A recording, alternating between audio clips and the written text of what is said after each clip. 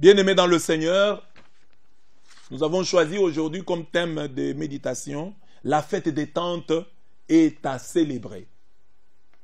La fête des tentes est appelée en hébreu la fête de Sukkot. On en parle dans Lévitique 23, 33 à 43 et aussi dans Deutéronome 16, 13 à 17. Cette fête emprunte son nom à la coutume selon laquelle, à cette occasion, les Hébreux construisaient des tentes de bois et de feuillage. Les origines de cette fête sont donc agricoles. Les cabanes font probablement référence aux huttes de branchage qu'on élevait dans les vignes et les vergers pendant les vendanges et la récolte de fruits. La fête de Sukkot constituait le plus important et le plus fréquenté des pèlerinages. Lévitique 23, 39 l'appelle la fête de Yahweh, la fête de l'Éternel. Et Ézéchiel 45, 25 la désigne simplement comme la fête par excellence. Chaque jour, des sacrifices et des offrandes étaient apportés. Nombre 29, 12 à 34 en donne la liste détaillée. En aucune autre occasion, on offrait autant de sacrifices. Donc c'était le moment où on offrait des grands sacrifices, de nombreux sacrifices. Dans la Bible, cette fête agricole a été investie d'un sens nouveau, associé à l'histoire du peuple d'Israël. C'est Lévitique 23, 42 à 43 qui nous le dit. Nous lisons, « Pendant 7 jours, vous habiterez dans des huttes de feuillage. Tous ceux qui sont nés en Israël habiteront dans des huttes. Ainsi, vos descendants sauront que je vous ai fait habiter dans des huttes lorsque je vous ai fait sortir du pays d'Égypte. Je suis Yahweh votre Dieu. » Lévitique 23, 42 à 43. Comme on le voit, ce passage précise que la coutume des huttes, des tentes, va servir de mémorial du désert. Mémorial du désert. En séjournant 7 jours dans des tentes, le peuple d'Israël se souviendra des jours où il a erré dans le désert, habitant sous des tentes. Vu sous cet angle, la fête des tentes est donc la fête de la gratitude, la fête de la reconnaissance, la fête de nos origines. D'où je viens? D'où est-ce que je viens? Je suis ce que je suis parce que j'ai été ce que j'ai été. Et je ne peux pas oublier ce que j'ai été à cause de ce que je suis. Quiconque célèbre donc cette fête des tentes refuse d'oublier ses origines. Et nous avons tiré ce thème de la première lecture de ce jour. Première lecture, 2 Chroniques 24, 17 à 25. C'est la suite de la lecture d'hier. Hier, on nous a parlé d'Athalie. Athalie, c'est la grand-mère du roi Joach. Et Athalie est la maman, la mère du roi Ocosias.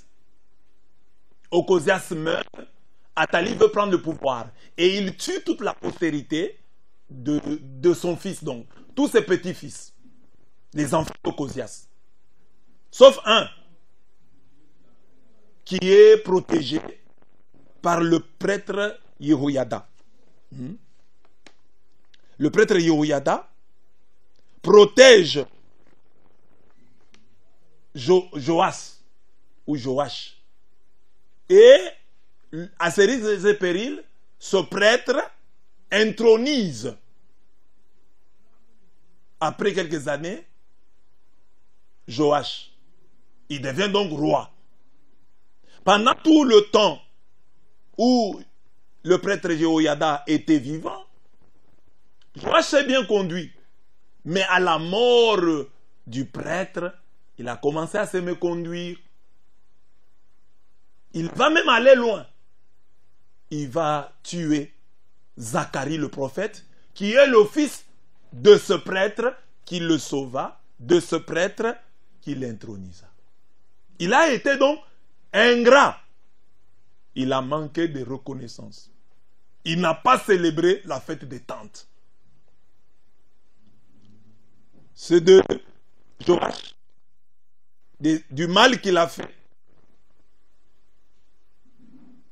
à son bienfaiteur, à ses bienfaiteurs, parce que c'est le couple Yehoyada, la femme de Yehoyada était sa tante.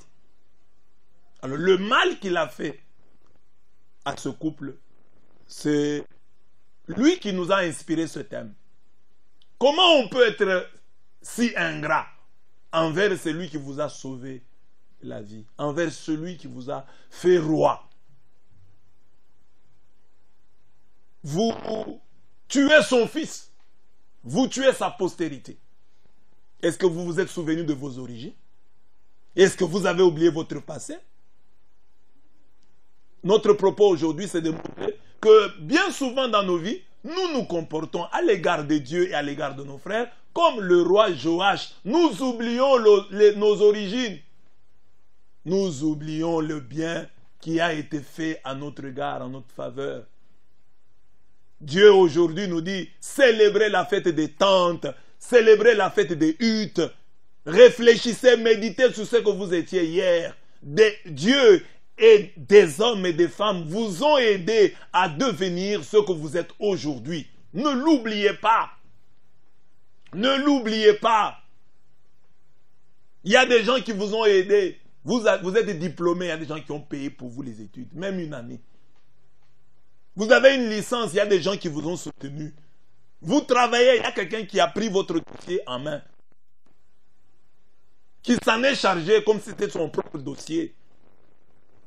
Vous êtes marié, il y a quelqu'un qui a parlé de vous en bien auprès de cet homme qui vous a épousé aujourd'hui. Il y a quelqu'un qui a parlé de vous en bien auprès de cette femme qui vous a accepté. Parce que beaucoup de femmes vous rejetez. Mais un homme est intervenu en votre faveur et cette femme a accepté. Soyez reconnaissant envers cet homme. Soyez reconnaissant envers toutes ces personnes qui vous ont aidé d'une manière ou d'une autre à être ce que vous êtes aujourd'hui. C'est ça la fête des tentes qui est à célébrer. N'oubliez pas le bien qui vous a été fait. Et je l'ai dit souvent, la reconnaissance, c'est la vertu des grands. Pour savoir si demain tu seras grand, regarde aujourd'hui combien tu es reconnaissant. Et la reconnaissance, c'est cette capacité de voir les grandes choses cachées dans les petites. Un homme reconnaissant voit dans les fruits du présent et du passé la graine de l'avenir. C'est ça un homme reconnaissant. Il voit dans les fruits du présent, dans les fruits du passé, la graine de l'avenir. Il dit, ce qui a été, si je suis ce que je suis, c'est grâce à ce que j'étais. C'est grâce à ce que je fus. C'est grâce à ce que l'autre a été, Dieu a été dans ma vie. Donc c'est quelqu'un qui sait faire les connexions. N'eût été ce petit détail, je n'aurais pas cet avantage, cette grâce. Et être reconnaissant, ce n'est pas seulement dire merci pour les grandes choses qu'on reçoit. Quand vous donnez, vous offrez à quelqu'un une maison, il vous dit merci. Il n'est pas reconnaissant. Un homme reconnaissant, c'est celui qui voit, comme je l'ai dit ici, les grandes choses cachées dans les petites. Ces jours-là, quand vous m'avez salué, j'ai eu la force, je suis allé au travail et j'ai été béni. C'est, je crois, grâce à votre salutation. Parce que beaucoup de jours, il y a des gens que je rencontre en cours de route qui me saluent et je n'ai rien. Mais le jour où vous m'avez salué le matin, vous étiez la première personne à me saluer. Regardez ce qui m'est arrivé dans la vie. Oh, ça c'est un homme reconnaissant. Le jour où je vous ai demandé de prier pour moi, tu ne sais même pas s'il l'a fait. En tout cas, ce jour-là, les choses ont changé dans ma vie. Voilà les gens reconnaissants qui voient les grandes choses cachées dans les petites. Comme je le disais encore une fois ici, je disais, voilà, une fille qui a reçu comme cadeau une jupe rouge ou bleu. Et qui un jour, causant avec son mari lui dit, ah, tu sais, le jour où j'ai commencé à t'aimer, c'est le jour où je t'avais vu en jupe rouge. Ah, ça avait attiré mon attention. Alors, si la fille est reconnaissante, elle va chercher qui m'a payé cette jupe rouge qui a fait que mon mari fut attiré par moi. Donc, si vous avez aujourd'hui le mariage, c'est aussi grâce à cette jupe rouge qui vous fut donnée par tel. Et être reconnaissant, c'est appeler cet homme et lui dire merci. Mon frère, ma soeur, mon père, ma mère, merci. Grâce à votre jupe rouge. Ou grâce à l'argent que vous m'avez donné, que j'ai payé la jupe rouge. Et être reconnaissant, c'est aussi dire, voilà, quand je suis allé au marché, je voulais payer une jupe bleue, mais la dame là, la vendeuse m'a proposé une jupe rouge. Moi, je voulais prendre la bleue. Mais peut-être si j'avais porté la jupe bleue, si j'avais acheté la jupe bleue, mon mari là ne me verrait pas. Être reconnaissant, c'est ça, faire des connexions. Faire des connexions, c'est dire que n'eût été ce détail, je n'aurais pas cette grâce, je n'aurais pas cette bénédiction. Voilà notre thème d'aujourd'hui. La fête des tentes est à célébrer. Un chrétien doit être reconnaissant. Un chrétien doit être connu pour sa reconnaissance, pour sa gratitude envers Dieu et envers tout homme. Nous devons exagérer en matière de reconnaissance. Ce n'est pas pour rien, nous autres catholiques, le culte le plus important de notre Église se nomme Eucharistie. Et Eucharistie signifie action de grâce. Donc, si dans le monde, on doit compter les gens reconnaissants, on doit les trouver parmi les catholiques. Parce que eux, leur culte essentiel, fondamental, se nomme action de grâce. Action de grâce. Nous disons merci à Dieu pour Jésus-Christ. Dieu a tant aimé le monde qu'il a donné son Fils unique afin que quiconque croit en lui ne périsse point, mais qu'il ait la vie éternelle. Dieu a donné son Fils. Et à chaque messe, nous lui disons merci. Parce qu'en Jésus-Christ, nous avons le résumé de tous les bienfaits de Dieu en Jésus-Christ. Alors, notre culte, notre plus grande prière se nomme action de grâce. Alors, un catholique doit être très reconnaissant.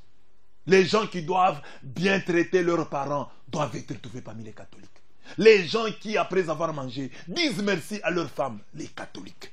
Les gens qui disent merci à leur mari, les catholiques. Les enfants qui disent merci à leurs parents, les catholiques.